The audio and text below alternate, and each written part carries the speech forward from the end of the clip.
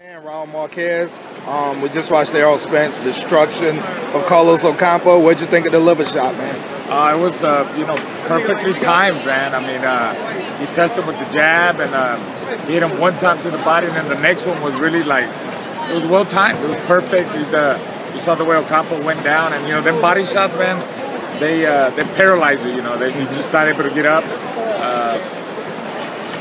Spence is a great fighter. I always thought I followed him since the amateurs because I have kids that fight amateurs. My boys fight amateurs, and I always thought he would be a great champion. When he went overseas and beat Kell Brook, and when I was watching him fight, and I kept saying, watch him in the second half of the fight. He's the guy that keeps grinding. He'll walk you. Just walk right through you, man. He knows how to work. He's got very unpredictable defense. He knows how to block a lot of the punches. They're blocked. Yeah.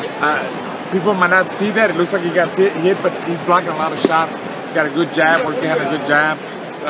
Like you said, he's the body snatcher. He's got a good body attack. He's an aggressive-minded fighter, which I was an aggressive fighter, so I'm gonna like an aggressive kind of guy.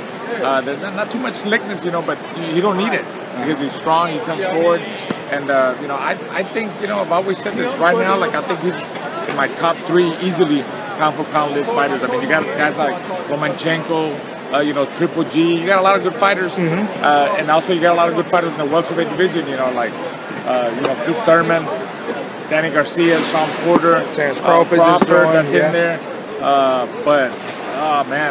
Errol, not just because I'm from Texas and from Houston, but he's a bad dude, man. I think he's got a lot of talent.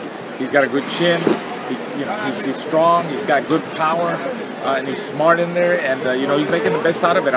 He wants to unify the division. He don't run away from nobody. A lot of these guys, they look at it like,